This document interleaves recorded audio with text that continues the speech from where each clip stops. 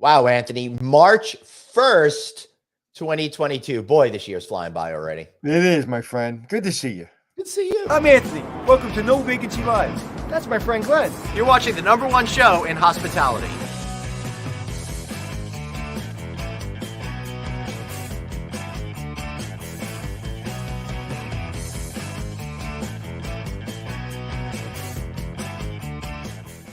Hey, everybody. Welcome to No Vacancy Live. That, of course, is Anthony Melchiori. I, of course, am Glenn Hausman.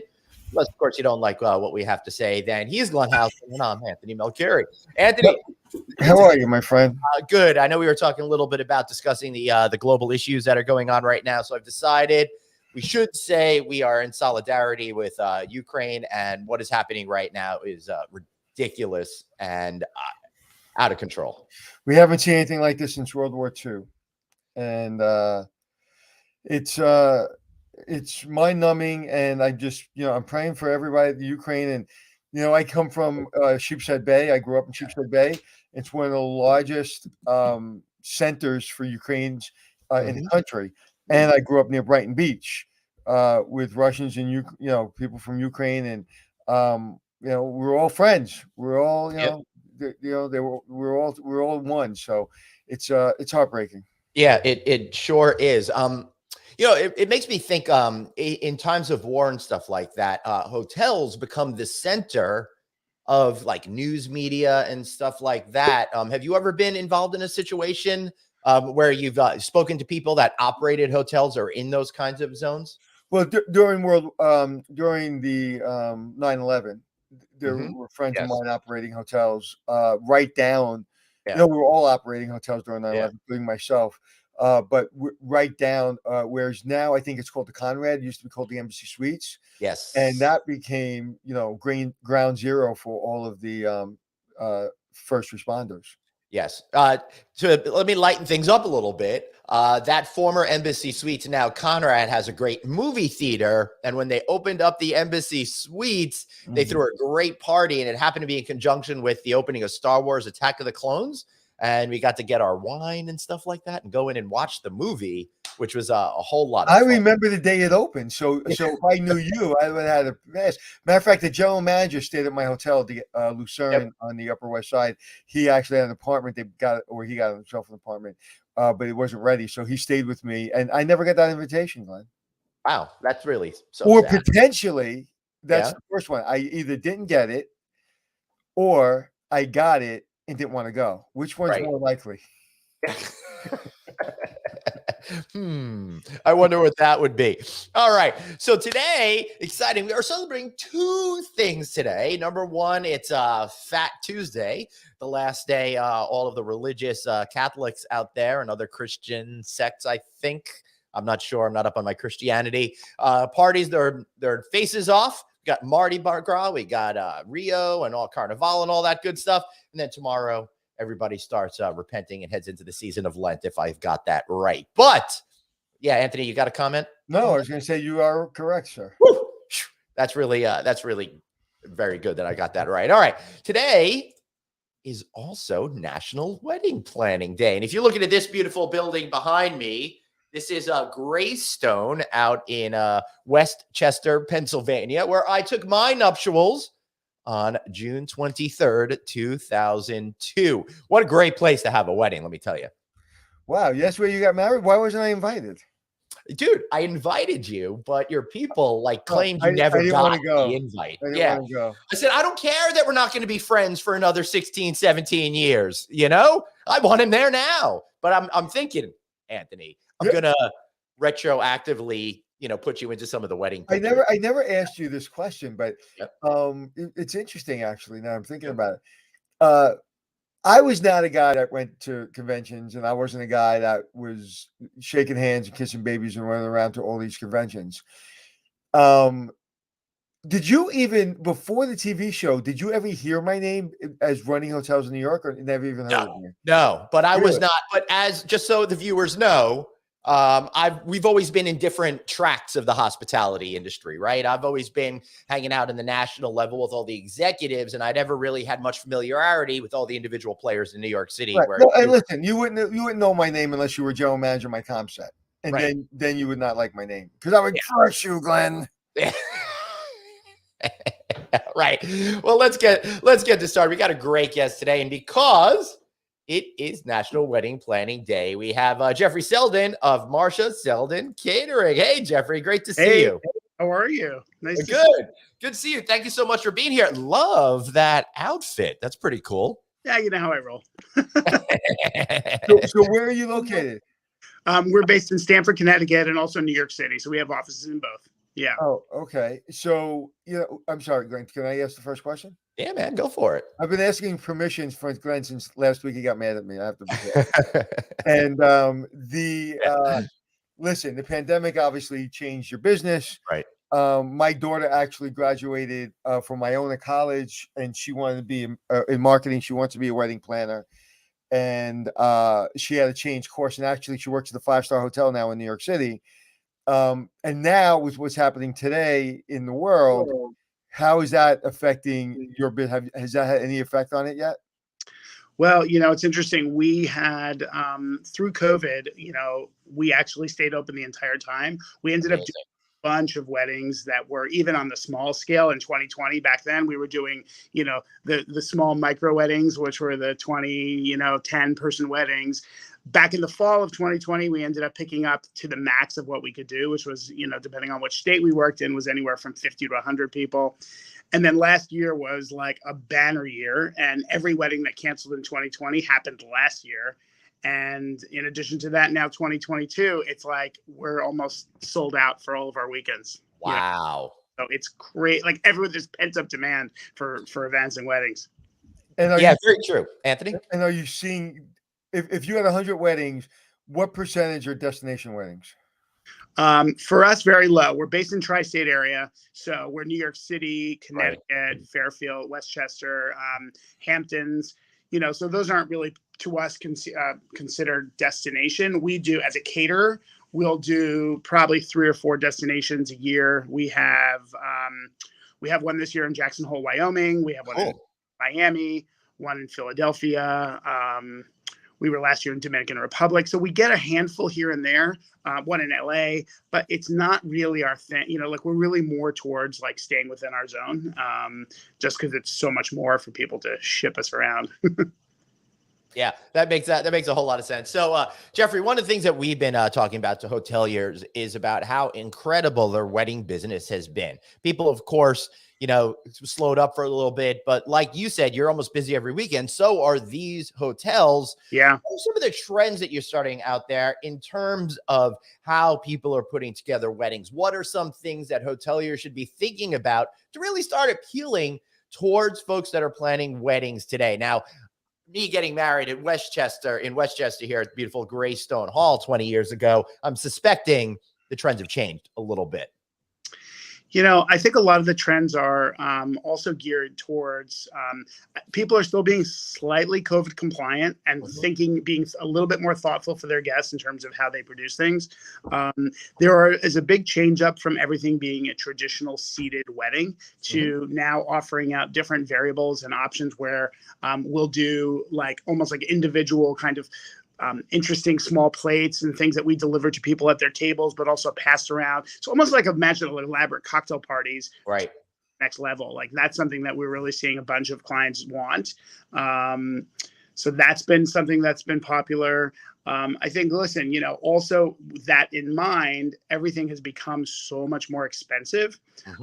So, I think people are being somewhat sensitive around that, where they're trying to figure out how do we have an amazing experience, but also something that is also in line and budget, because, across the board, every vendor is at least 15-20% more than what it was 2 years ago. Wow. Somebody talking about COVID compliant, to go back, I had somebody send me a picture of a wedding invitation that their friend sent to them. And it said, please, to keep everyone safe, please have a COVID test 24 hours before, 48 hours before, whatever, and please send it to so-and-so. And they said, listen, I love you, good luck, but I'm done with the COVID. I'm done. So enjoy your wedding. I'll send you the gift. I guess some people are just like, they don't want to comply, I guess. I think Jeffrey, I don't know. I don't want to answer for you, but my hunch is I'm saying 2/3 plus people are already done. How are you feeling in the wedding world? Most people don't even want to know that it's happened. And Right. I'd say still, I mean, listen, we are being sensitive about it. And as a health and safety concern, I think we give off the impression that we are, being sensitive and cautious and careful with it.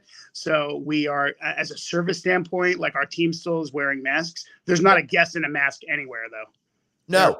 They've ripped and, Yeah, Jeffrey, I think here in the tri-state area throughout the entire COVID period, New York, New Jersey, Connecticut, trying to stick together with all the same rules. I say that for our viewers, not for you. You know that.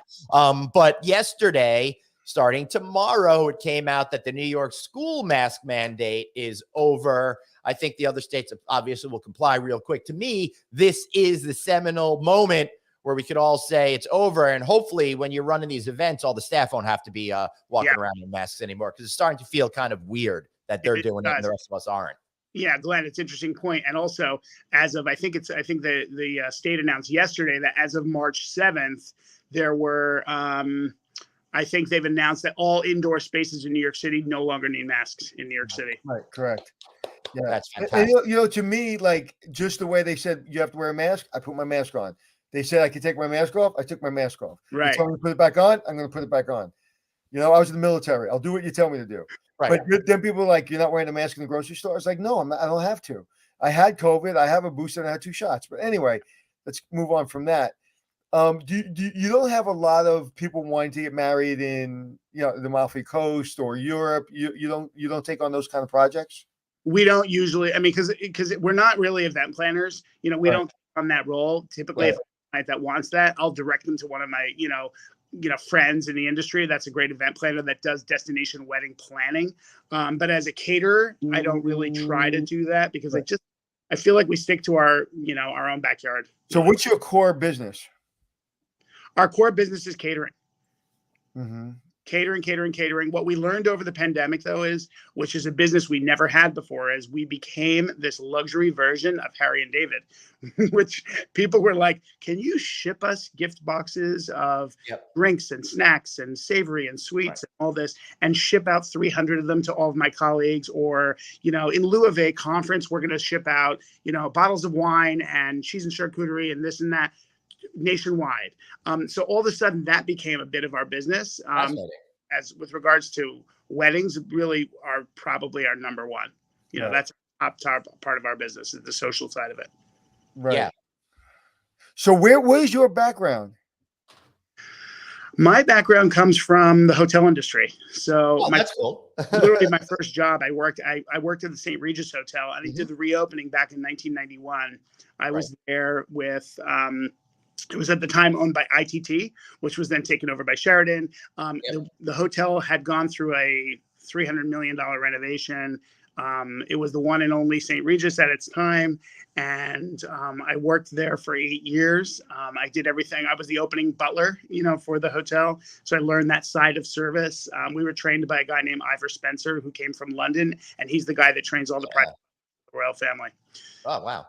That was kind of my start there. And then I ended up working in the King Cole bar there. The restaurant at the time was called L'Espinasse, which was unbelievable. And then I ended up doing catering and events there. From the St. Regis, I moved on to the Pierre Hotel, which at the time was a Four Seasons hotel. And I worked there for 4 years. And then from there, moved over to the New York Palace Hotel for 10 years and ran the food and beverage, the events and all of that. And then I joined my family's business, which is a 45-year-old business that my mother started. And well, people don't understand that business that you had at the Palace, when you're in charge of the events and food and beverage and all that. And I say this kindly, it is the worst job in the business. Oh, it's the worst. The worst job. It's the most rewarding, but it is a very challenging job. Listen, I had, that's close to 1,100 room hotel. I had 400 or 500 people reporting to me. It was, working the challenges of a luxury hotel that's also a volume hotel that's also part of the New York City unions, which, some people would argue is, challenging. I had a great experience with it, but it was, again, those are all things that are, things you had taken into consideration when you're working a job, right? Like, right. And a lot of you work. said it's very rewarding. You know what's rewarding? Monday morning, when as the general manager, you guys come to my office and I'm like, "How was the weekend, man? Everything go well?" I like that much better. But you said the unions, and people don't understand that a banquet waiter, a banquet captain, can make more than most brain surgeons in America. Is true or not true, Jeffrey? A New York City one. New York City.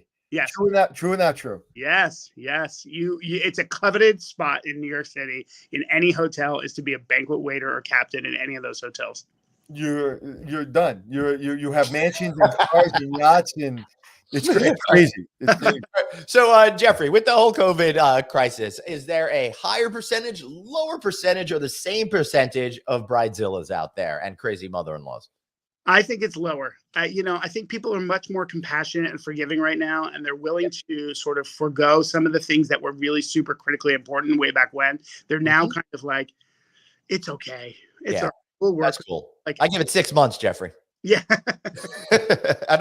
I'm being generous. So I'm planning a wedding, say, right? And I have a wedding planner. My wedding planner calls you?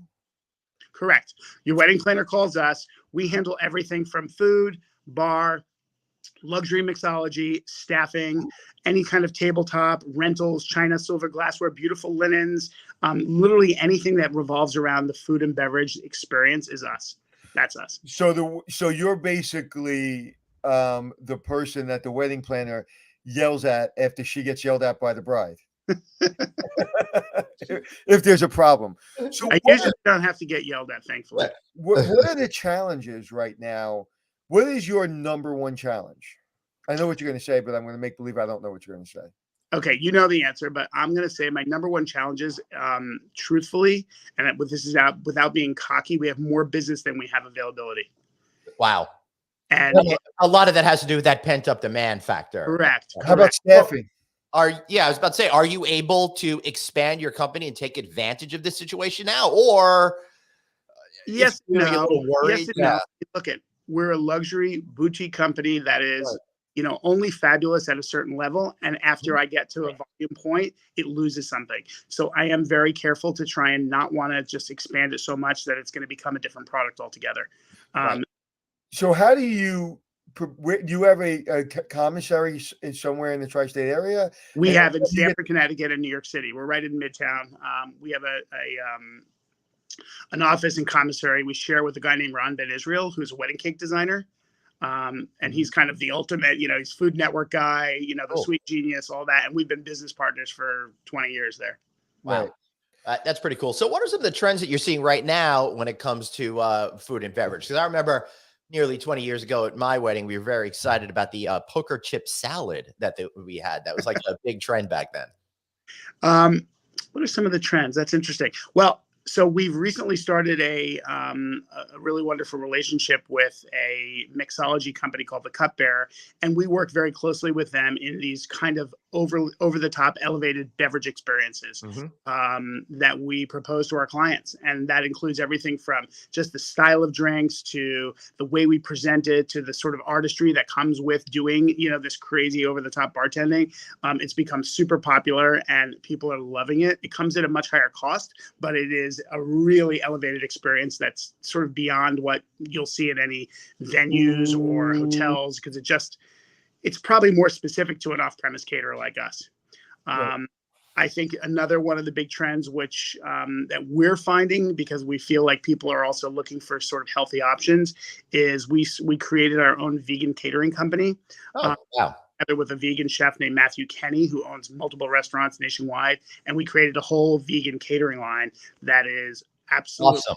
I think Matthew Kenny, if I'm not mistaken, he had a place on 3rd Avenue. And then did he work at the Plaza?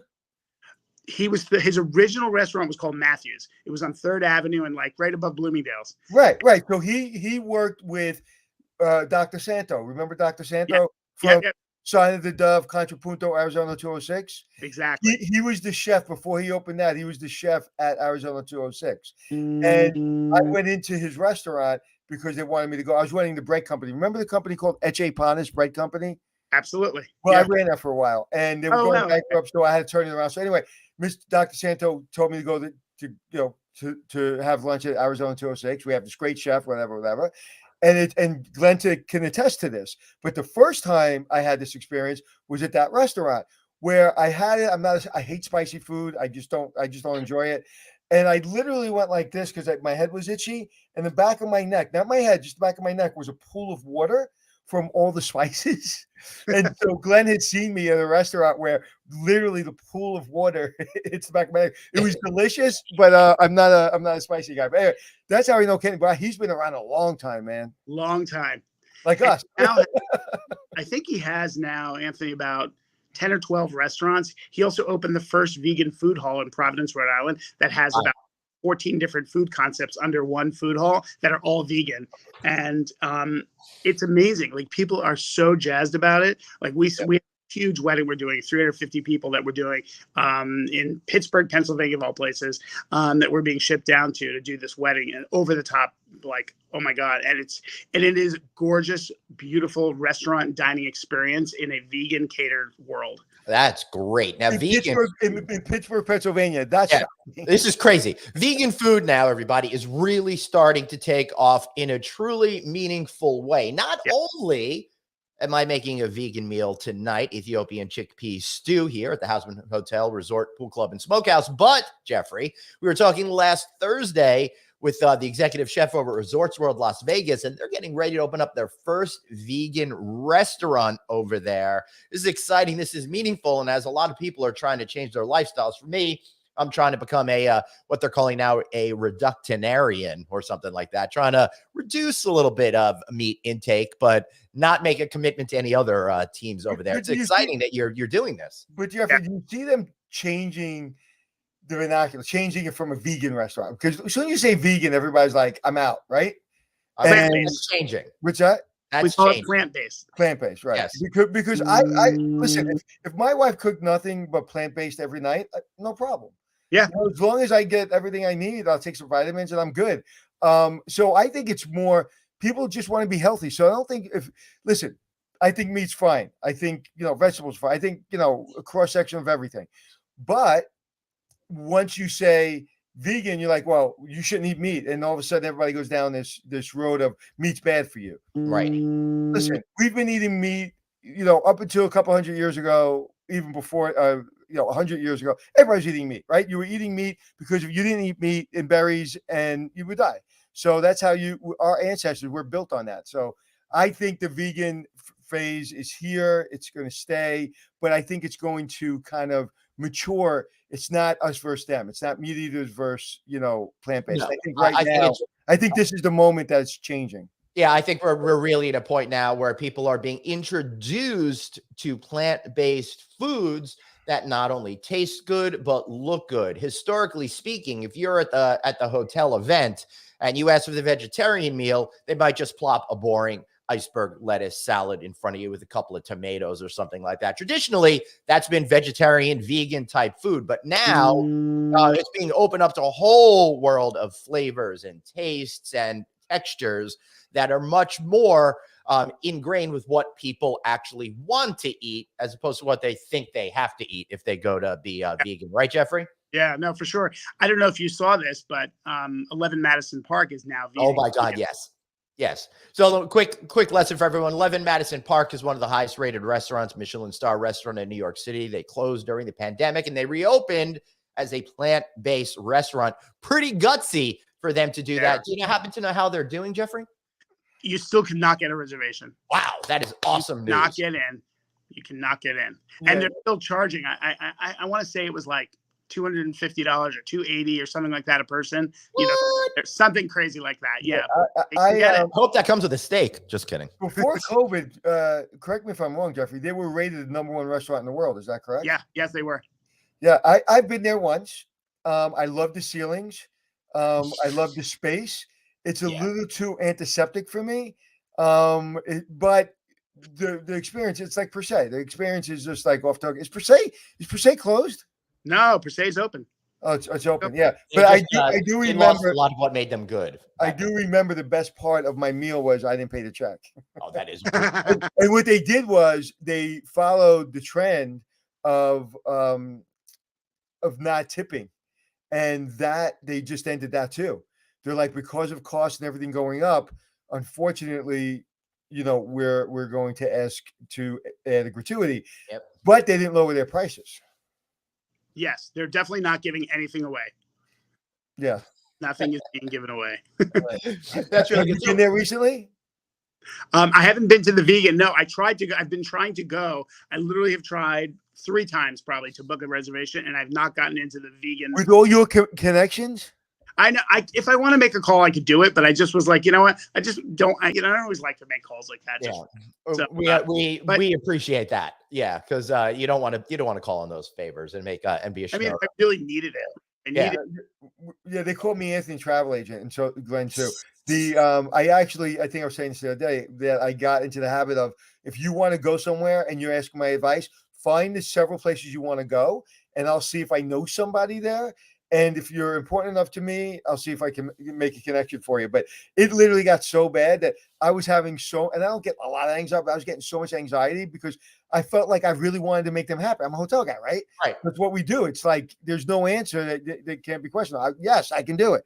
And there's so many every day, I just can't keep up with it. You can, Anthony. My policy over here, because I'm on the media side, I'm not as much of a bleeding heart as you. I always try to explain to everyone that my magic hotel powers only extend to myself and whomever is in my vicinity at that very moment on location. So I can't help you guys. Sorry about that. Jeffrey, I'm curious, as we've been talking about all these changes in foods and stuff like that. So when it comes to the foods that you're being asked to make, what are some of the dishes that people are really into? What are they thinking about? Are they asking you anything that you go, oh, that's a great idea? It's interesting. We have, to differentiate what we offer, a lot of the kind of food that we do is very clever. Mm-hmm. So it is still traditional, it's classical, it is all the food that people enjoy, but they all want a clever twist. They want something a little bit unique. They want something that no one else can provide them in a typical wedding experience, right? So they want it. To them, it's about a clever presentation. It's about a clever way to serve it. It's an interesting vessel or form or a bowl or, something that we're serving in to create that kind of like differentiated service. So that's kind of like what I see. Like, we get asked that kind of question all the time because people follow our social media and they see that we do all these crazy things. And then they're like, I want that, or I want my meal. I just met with somebody today, this morning, actually, my morning appointment, and it was for a wedding that wanted to go very like sort of New York steakhouse concept at a wedding. So we're doing but it's slightly different version because they wanted it to feel more casual. So we're doing on everyone's tables, we're doing big sushi boats on the table. We're doing garlic bread steak sandwiches with crispy onion rings and French fries, and like the meal that you really wish you had at a wedding, but you never asked for.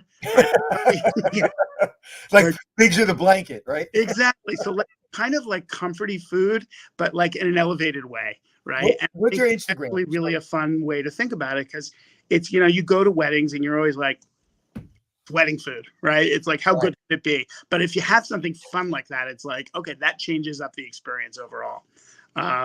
So, I mean, those are some of the fun things that we're seeing. But then on the flip side, I get people who do want also like that, going back to the healthy version of food. Yeah. Like what could, almost going back to California spa, like what could be really healthy and beautiful that is like sort of a formal, elegant feel to it, but also super healthy. That's not, yeah. And most people don't want that. Yeah. I got a question for Jeffrey. Jeffrey, as people are becoming more accustomed to eating what they want when they want, one thing I've noticed on the conference circuit is there's a lot more people asking for special meals. That's got to add a level of complication for you. So what are you dealing with when you're hearing kosher meals, vegetarian meals, regular meals? I don't like this particular item. I'm allergic to this kind of a meal. Yeah. What's going on out there? It's super like popular now that people want that they give you their dietary restrictions and everybody feels like they've got something, right? So we inevitably will get gluten-free, dairy-free, soy-free, nut-free, vegan. It goes on and on and on and on the And requests. with some more requests, you're going to be getting to flavor free at any I know. second. Typically, what we are doing in those cases is we're putting together meals that lean around vegan because they lean towards dairy-free, Right. meat-free, all that. The only thing they are not is nut-free because, a lot of vegan cuisine is made with nut milks. Anything that replicates dairy, Almond milk, that sort of thing. cashew cream and nut milk and almond milk, something like that we form into cheese or dairy. So, if you have a nut issue, you're screwed. But generally, that's what we're doing. And So we're what doing happens if you do have a nut issue, like the mother of the bride or the bride has a nut issue? What do you do? We're not serving it to her. What's that? We just won't serve it to her, right? If she's the bride and she's got an issue, we'll do a special meal for her. Oh, you'll do a special meal. Yeah, we'll do. Right. But I think the whole idea, what you're talking about, Jeffrey, is kind of what I was asking is how do you simplify it? And you can knock out several categories by hewing more towards vegan, because that'll hit you with the kosher. It does. That'll hit you with the halal, all of that kind of stuff, right? Yeah, with the exception of glot kosher, I can't replicate a glot kosher meal because you can't, because you're not a rabbi and stuff like that. I'm not a rabbi. All right. You look like one. I am Jewish, but I'm not a rabbi. So I like, from an operation standpoint, I always love logistics, right? I'm a logistics guy. So I have a wedding in the middle of a farm and you have no access to kitchens. How do you get that beautiful meal you prepared in, say, New York to me, and it's hot and it's beautiful and nobody took a right turn and everything, crashed on the van? Like, how do you get that to me? So outside of being caterers, we're also Navy SEALs. And we are dropped in the middle of a field. We're given a pop-up tent, and then we bring in ovens, stoves, running water, hand washing, and safety, hot boxes, refrigeration, generators, freezers, everything we need to produce an event. We bring all of that in, and that is literally dropped into the middle of a cook tent. We build out basically a full-on kitchen. That we replicate that concept in the middle of wherever we are. It could be the field. Cool. And we produce it as if it's a special kitchen that could be anywhere. In fact, we did a party. It was about 2 years ago. It was pretty cool. The idea was it was a 50th anniversary party. And the concept behind it was a French themed party that had the most spectacular design on the inside. And they really wanted to showcase kind of an open kitchen environment. Like, when you go to France, you see these beautiful kitchens and you're watching the chefs prepare.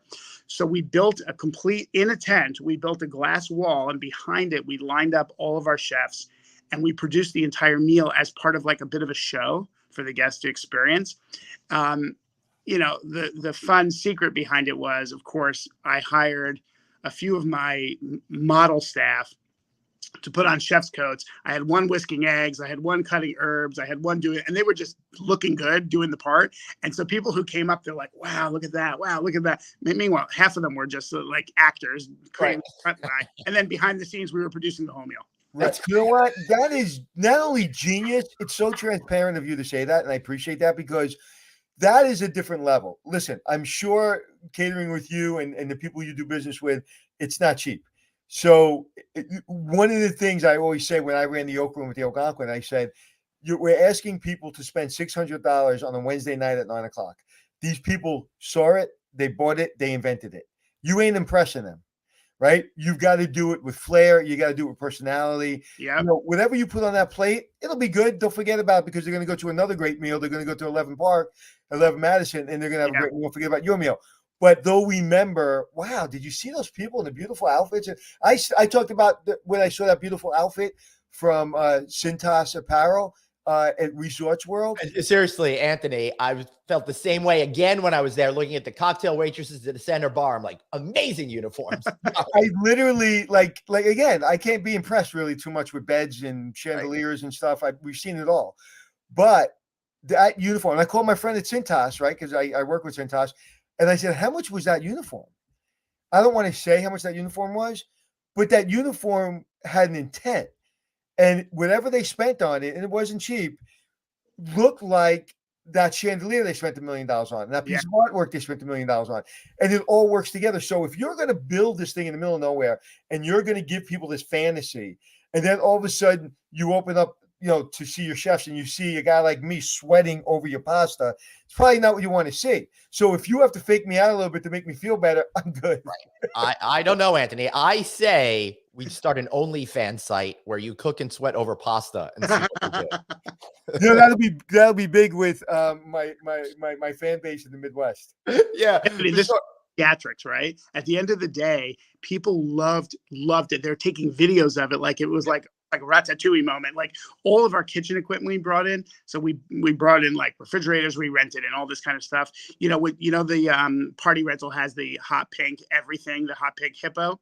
Well, all that stuff came in. When it arrived, it was all hot pink. I'm like, I can't have hot pink equipment sitting in the. So we painted everything silver and black without telling them. And of course, we returned it back to its pink color. But like, I was like, they're going to know that this is all rented. This has to look authentic, right? Wait, hold on a second. Hold on. Let's go back to that. Okay. Let's go back to that. How many things did you paint? How did you paint it? And where'd you get the paint? I need to know this stuff. Okay. So Ace Hardware.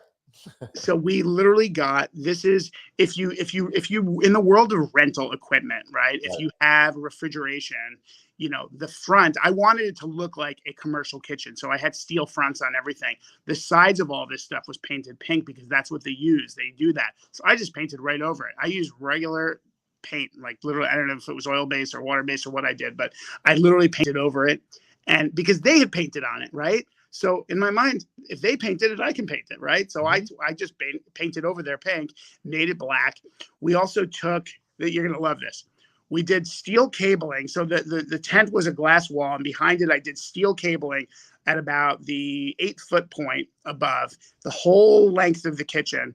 And from that steel cable, we used filament fishing wire, and I hung like a dope I was hanging like every whisk and pot and pan and everything that I had in my kitchen, and I wired it up, hung it so it looked like those kind of like hanging racks of everything in your kitchen. But the guests never saw that because at the point above 8 feet, it was like captivating.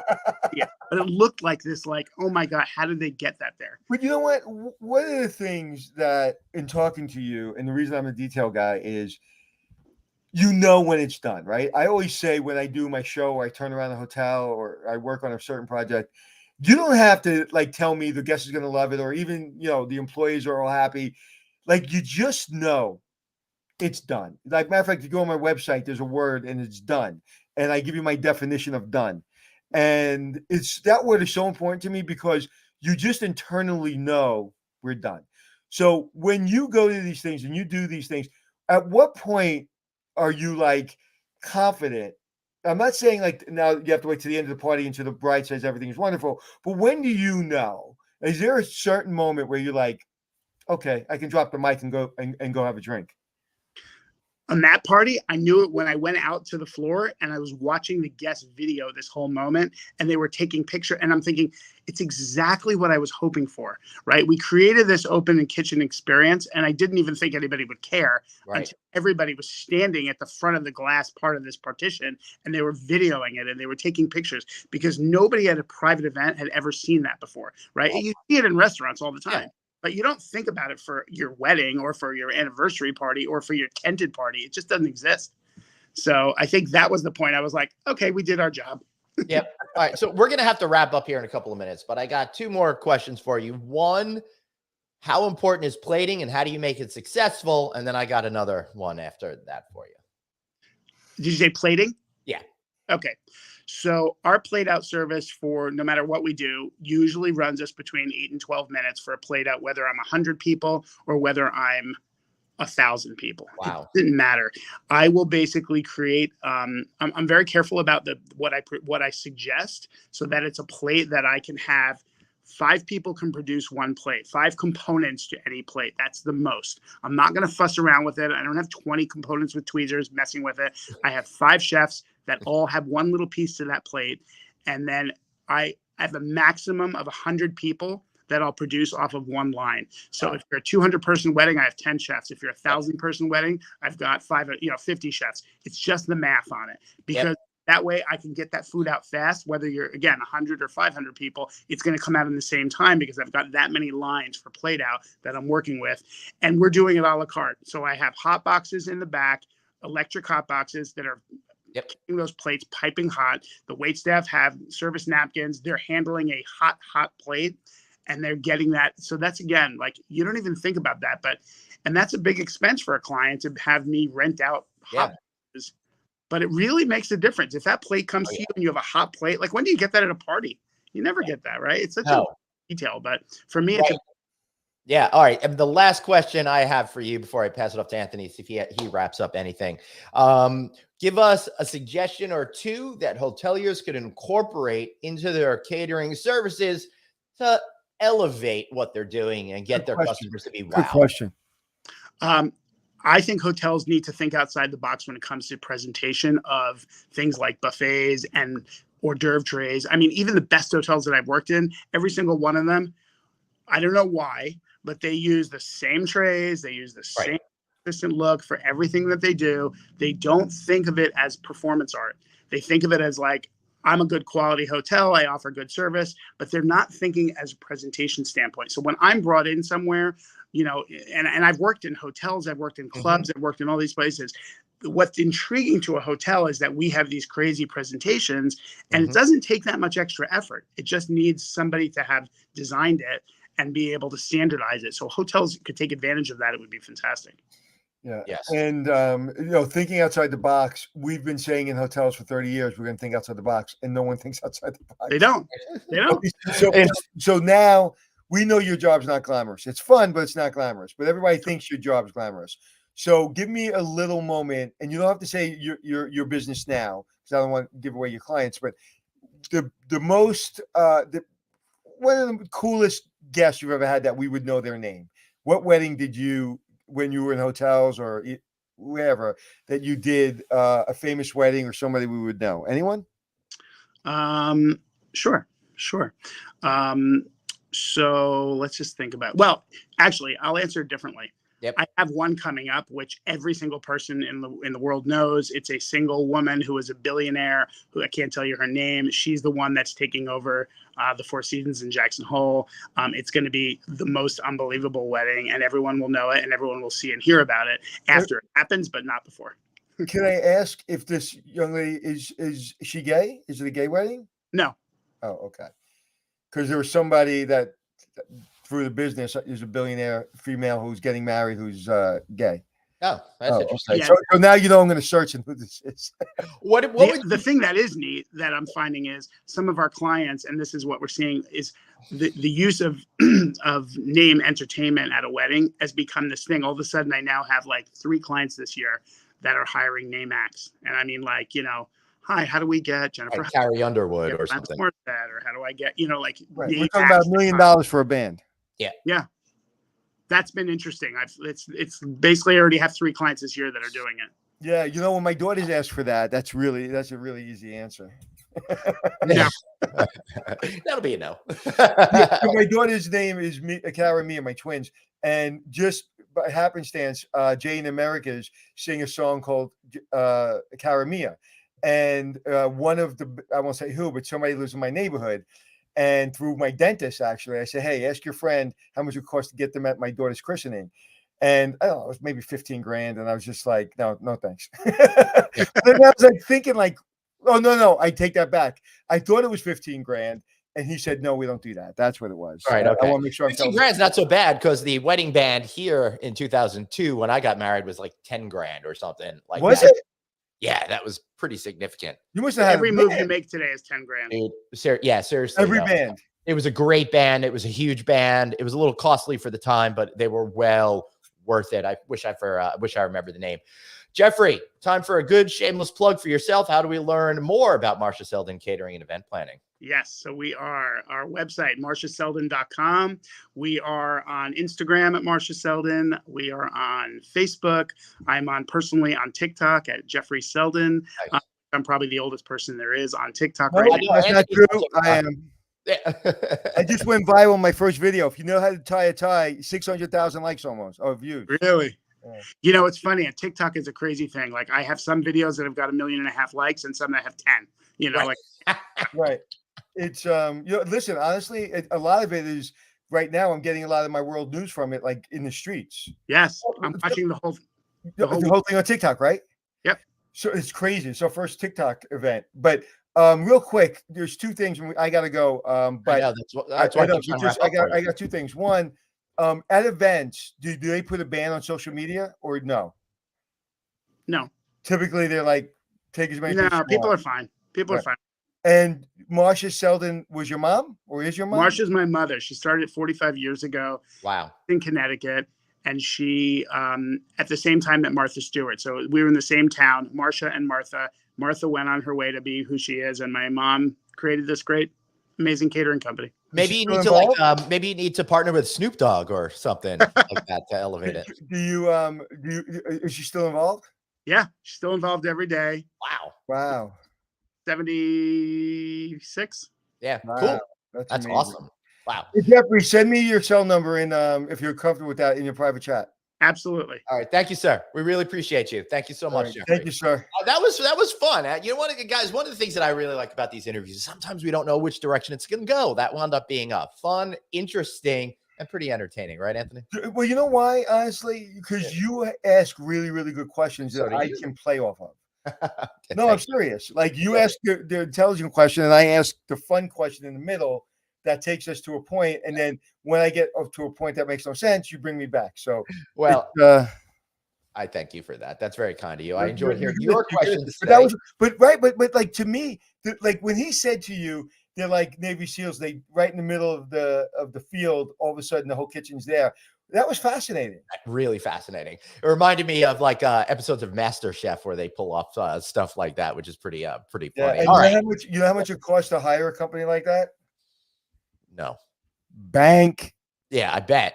Which is yeah. All right. All right, everybody. You're going to want to re-listen to this show when you're out for exercising, on your commute to work, whatever it might be. Trying to ignore your spouse, trying to tell you, hey, you got to elevate our anniversary with some great catering. Listen to us on Apple Podcasts, iHeartRadio, wherever you get your podcasts. We are there. If you want to reach out to us individually, I'm at Traveling Glenn. He's at Anthony Hotels. Any final thoughts, sir? No, sir. All right, everybody. Let's get out of here. And remember, you've got one life, and so blaze on and Be kind to yourself. see you all tomorrow.